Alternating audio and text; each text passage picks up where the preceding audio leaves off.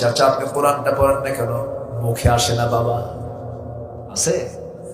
আসতে বলে আসে না? নাই।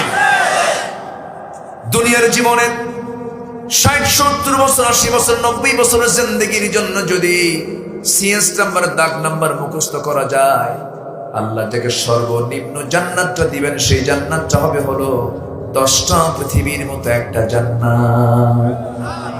সেই জান্নাতের দাগ নাম্বার মনে হয় নাই। আসতে বলে দাগ নাম্বার নাই? সেই জান্নাতের দাগ নাম্বার আছে না নাই? কোন কিতাবে আছে? কোন কিতাবে আছে? এই দাগ নাম্বার জানার দরকার আছে না নাই?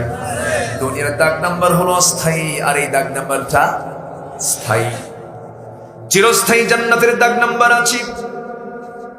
1 নাম্বার জান্নাত, জান্নাতুল ফিরদাউসের দাগ নাম্বার কত দেখেন আল্লাহ রাব্বুল আলামিন সুন্দর করে দুটো জায়গায় বলছেন। এক জায়গায় বলছেন ইন্নাল্লাযীনা আমানু ওয়া আমিলুস সালিহাতি কানাত লাহুম জান্নাতুল ফিরদাউসি নুজুলা খালিদিনা ফিহা লা ইয়াবগুনা আনহা হিওয়ালা।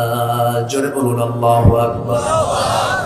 সূরা কাফির শেষের দিকে আল্লাহ রাব্বুল আলামিন বলছেন দুটো কাজ যারা করবে আমি তাদের জন্য জান্নাতুল ফিরদাউস বরাদ্দ করব। জোরে বলে সুবহানাল্লাহ। জান্নাতে যাওয়ার কয়টা আমল? এই আয়াতে কয়টা আমল? 2টা আমল। সূরা মুমিনুনে আল্লাহ রাব্বুল আলামিন জান্নাতুল ফিরদাউস পাবার 7টা আমল শিখিয়ে দিয়েছেন। এই মোট 9টা আমল যদি কোনো বান্দা করতে পারে, আল্লাহ তাআলা বুঝায় দিচ্ছেন 9টা আমলের বিনিময়ে আমি আল্লাহ তোমাকে 1 নাম্বার জান্নাত, জান্নাতুল ফিরদাউসের ওয়ারিস বানায়া দেব। শুনবেন? সেই কথাগুলো কি শুনবেন? কোন কোন আমলে 1 নাম্বার জান্নাত পাওয়া যাবে আমরা শুনবো কি? আমাকে সময় দেওয়া যাবে তো ইনশাআল্লাহ? জোরে বলি ইনশাআল্লাহ। এত সুন্দর মানুষ অনেক ভিতরে এসেছে। ভিতরে না অনেক ভিতরে, কিন্তু ভিতরে দেখি এত সুন্দর একটি জান্নাতের বাগান বানিয়ে নেওয়া হয়েছে। বলি আলহামদুলিল্লাহ। কেউ উঠবেন না, বসো, কথা আছে। সূরার নাম কি বলেন তো? বলেন, সূরার নাম কি? আচ্ছা, মুনাফিকদের কিছু স্বভাব আমি কিন্তু তুলে ধরার চেষ্টা করেছি। আরো কিছু আল্লাহ তাআলা নিজে কি বলেছেন, মুনাফিকরা কি স্বভাবের হয়ে থাকে। আল্লাহ তাআলা সূরা মুনাফিকুনের শুরুতেই নিজে সাক্ষ্য দিয়ে আল্লাহ তাআলা বলছেন। আল্লাহ রাব্বুল আলামিন বলেন ইযা জাআকাল মুনাফিকুনা ক্বালু নাশহাদু ইন্নাকা লারাসূলুল্লাহ ওয়াল্লাহু ইয়া'লামু ইন্নাকা লারাসূলুহু ওয়াল্লাহু ইয়াশহাদু ইন্নাল মুনাফিকিনা লাকাযিবুন। জোরে বলুন আল্লাহু আকবার। আল্লাহ রাব্বুল আলামিন বলেন নিঃসন্দেহে মুনাফিকেরা আল্লাহ সাক্ষী দিচ্ছেন। আল্লাহু ইয়াশহাদু, আল্লাহ সাক্ষ্য দিয়ে বলছেন মুনাফিকরা কখনো সত্যবাদী হয় না। মুনাফিকদের 1 নাম্বার চরিত্র হলো মুনাফিকরা হলো সত্যবাদী না মিথ্যাবাদী।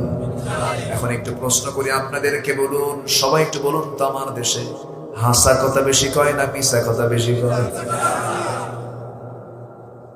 কে কষ্ট পাচ্ছেন আপনারা? ওমরে ফারুক রাদিয়াল্লাহু আনহুর নাম তো সবাই শুনেছেন। এক মাহফিলে বললাম কি ওমরে ফারুককে চেনেন? সামনে থেকে এক বাচ্চা দাঁড়ায় বলে হুজুর আমি চিনি, আমাদের বাড়ির দোতলায় ভাড়া থাকে। সাইয়েদনা ওমর ফারুক রাদিয়াল্লাহু আনহু কয় নাম্বার খলিফা? 2 নাম্বার খলিফা।